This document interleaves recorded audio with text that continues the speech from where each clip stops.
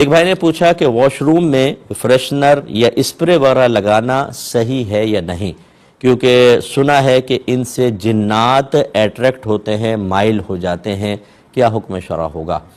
دیکھیں، اس میں کوئی حرج نہیں ہے۔ بعض اوقات ہوتا ہے کہ اسمیل وغیرہ ختم کرنے کے لیے مہمان گھر میں آتے ہیں، بعض اوقات تو وہ فریشنر وغیرہ چھڑک دیا جاتا ہے یا کوئی ایسی چیز رکھی جاتی ہے جس سے مسلسل خوشبو آتی رہتی ہے اور ناگواری محسوس نہیں ہوتی ہے، تو اس میں کوئی حرج نہیں ہے۔ آپ ایئرپورٹ پر دیکھ لیں، دیگر جگہوں پر ہوٹلز وغیرہ کے اندر دیکھیں، وہاں پر بھی ایسے ہوتا ہے۔ تو کیا ہر ہوٹل میں جانے والے پہ جنات مائل ہو جاتے ہیں؟ ہاں، جنات اٹریکٹ ہوتے ہیں خوشبو کی طرف، لیکن ہر جگہ نہیں ہوتے ہیں۔ اور ہمارے مذہب نے ہمیں طریقہ بتا ہی دیا، جب آپ باتھ روم میں داخل ہوں تو باہر ہی بسم اللہ الرحمن الرحیم پڑھیں اور اللہم انی اعوذ بک من الخبث والخبائث پڑھ کر داخل ہوں، جنات کے درمیان پردہ آ جائے گا، کوئی مسئلہ نہیں ہوگا، تو اس میں کوئی حرج نہیں ہے، ٹھیک ہے۔ اور ایسا نہیں ہوتا کہ جہاں پر خوشبو ہوگی جنات ضرور آئیں گے، ورنہ پھر واش روم کا ہی کیوں؟ آپ اگر ویسے ہی اسپرے سینٹ لگاتے ہیں کسی شادی بیاہ میں جانے کے لیے، تو جنات تو جب خوشبو پہ اٹریکٹ ہو رہے ہیں نا، نہ کہ واش روم کے اندر خوشبو پر اٹریکٹ ہوں گے، وہ تو خوشبو پر ہوں گے، تو پھر باہر بھی ہو سکتے ہیں آپ کی طرف، خوشبو لگانے چھوڑ دیں۔ تو اس لیے اس قسم کے وسوسوں سے آپ دور رہیے۔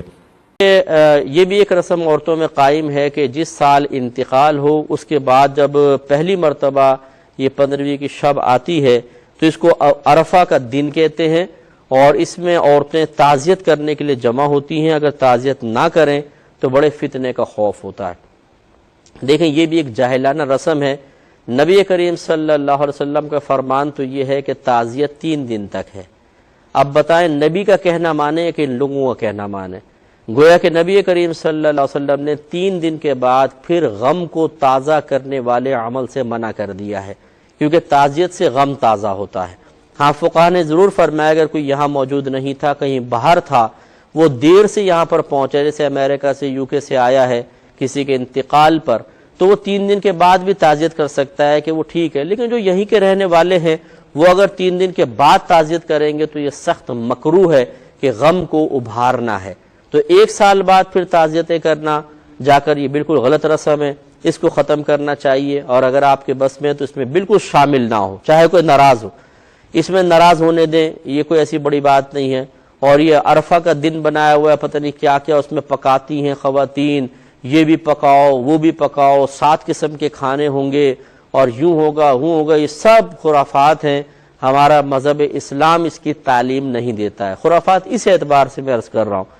ویسے اگر آپ ایصال ثواب کے لیے اہتمام کرنا چاہیں تو ایک الگ بات ہے، لیکن اس کو لازم و ضروری سمجھنا، اس کا اہتمام کو ضروری سمجھنا شروع کر دینا، دوسروں کو ترغیب دینا، کوئی نہ کرے تو اس کو ملامت کرنا شروع کر دینا، یہ سب غلط چیزیں ہیں، ان سے اجتناب کرنا ہوگا۔ یہ طریقہ کار بالکل غلط اب ہمارے ہاں رواج پا رہا ہے کہ ایک آدمی دوسرے پہ زیادتی کرتا ہے، اور پھر یہ جیسے ایام آ جاتے ہیں، کوئی شب برات کے آ گئے، شب معراج آ گئی، رمضان قریب آ گیا، تو میسج خالی کر دیتے ہیں، جی مجھے معاف کر دیں جتنی میری کوتاہیاں ہوئی ہیں، اللہ تعالیٰ آپ کو جزائے خیر عطا فرمائے۔ بعض دھمکیاں دیتے ہیں، اگر آپ مجھے معاف کر دیں، اگر معاف نہیں کریں گے تو بروز قیامت آپ کی گرفت ہو جائے گی۔ واہ بھائی واہ، مجرم جرم بھی آپ نے کیا ہے، اور پھر اس مظلوم کو بیچارے کو آپ بلیک میل بھی کر رہے ہیں۔ تو یاد رکھیں، یہ معافی مانگنے کا طریقہ نہیں ہے۔ شریعت نے معافی مانگنا رکھا ہی اس لیے ہے کہ جب آپ کسی پر ظلم و زیادتی کر لیتے ہیں تو نفس سرکشی اختیار کرتا ہے، تبھی ایسا ہوتا ہے۔ اب نفس کو ذلت بھی محسوس ہونی چاہیے، اور ذلت اسی وقت محسوس ہوگی جب آپ سامنے آ کر معافی کے کلمات اس کے سامنے کہیں گے۔ ہم اپنی اصل میں یہ ناک اونچی ہوتی ہے، اور نفس یہ پسند نہیں کرتا کہ میں کسی کے سامنے جا کر اس طرح معافی کی ذلت کو برداشت کروں، تو وہی مشورہ دیتا ہے بس ایک میسج کر دو، ٹھیک ہے۔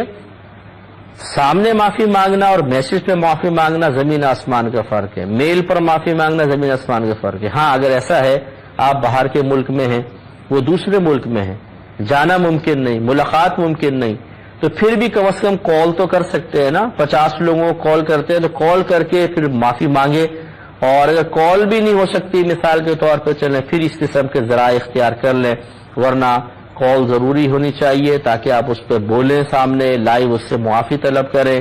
یا انٹرنیٹ پر اگر آپ ہیں، جیسے نامحرم کو کوئی مسئلہ نہ ہو، لڑکی لڑکی سے، عورت عورت سے معافی مانگے، مرد مرد سے مانگ رہا ہے، تو اسکائپ وغیرہ پر سامنے آ کر معافی مانگے تاکہ نفس کو ذلت کا احساس ہو اور سامنے والا خوش دلی کے ساتھ پھر معاف کرنے کی طرف مائل ہو جائے۔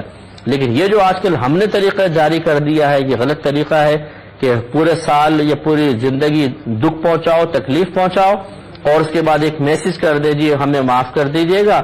معاف کرنا سنت ہے اور اللہ تعالیٰ کو جزائے خیر عطا فرمائے۔